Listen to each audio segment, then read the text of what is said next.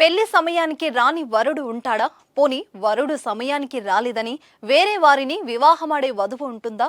సినిమాలో తప్ప బయట ఇలాంటి సీన్స్ కష్టమే.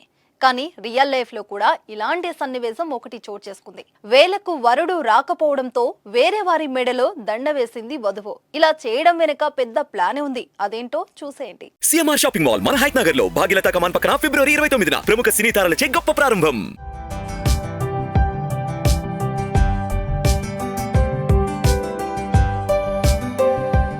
యూపీలోని ఝాన్సీ సమీప బౌరామాకు చెందిన ఖుషీకి మధ్యప్రదేశ్లోని ఛతర్పూర్కు చెందిన వృష్ భానుతో పెళ్లి నిశ్చయమైంది. వీళ్ళు యూపీ ప్రభుత్వం నిర్వహిస్తున్న సామూహిక వివాహ కార్యక్రమాల్లో పెళ్లి చేసుకోవాలనుకున్నారు. అందుకోసం పేరు నమోదు చేసుకున్నారు. వీరిద్దరి పేరుతో 36 నెంబర్ రిజిస్ట్రేషన్ నమోదైంది. ఝాన్సీలోని ప్రభుత్వ పాలిటెక్నిక్ కళాశాలల వేదికగా ఈ సామూహిక వివాహాలకు ఏర్పాటు చేశారు. అయితే ముహూర్తం సమయానికి వధువు పక్కన వరుడు భాను కాకుండా వేరే వ్యక్తి కనిపించాడు. దీంతో అధికారులు ఆ విషయాన్ని పసిగట్టి ఆరా తీయగా అసలు ట్విస్ట్ బయటపడింది.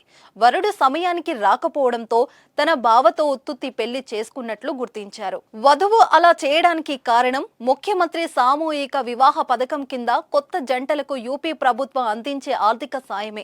51,000 కోసం ఆమె అలా చేసింది. పెళ్లి కుమారుడు సమయానికి రాలేదని పెద్దల సలహాతో తాను కూర్చున్నట్లు నకిలీ వరుడు బయటపెట్టాడు. తనకు ఇదివరకే పెళ్లి అయిందని, ఖుషికి వరసకు బావ అవుతానని చెప్పడంతో అధికారులు షాక్ అయ్యారు. అయితే ఈ వ్యవహారంలో ప్రభుత్వ అధికారుల పాత్ర కూడా ఉందని ఆరోపణలున్నాయి.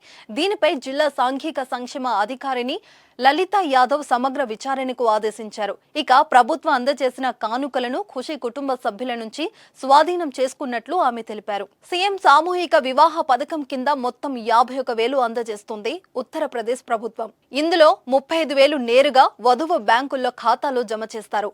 10,000 కొత్త కాపురానికి అవసరమైన సామాగ్రి, 6,000 వివాహ కార్యక్రమానికి చెల్లిస్తారు. యూపీ ప్రభుత్వం అందిస్తున్న ఈ పథకంలో భారీగా అవినీతి చోటు చేసుకుంటుంది. డబ్బుల కోసం అధికారులు అక్రమాలకు పాల్పడుతున్నారు. ఇటీవల నకిలీ పెళ్లిళ్లు కూడా నిర్వహించారు. 568 జంటలు పెళ్లి చేసుకోగా అందులో చాలా మంది ఉత్తితి పెళ్లిళ్లు చేసుకున్నారు. వారంతా ప్రభుత్వ పథకం నుంచి లబ్ధి పొందేందుకు ఇలా చేశారని అధికారుల విచారణలో తేలడంతో చర్యలు తీసుకున్నారు.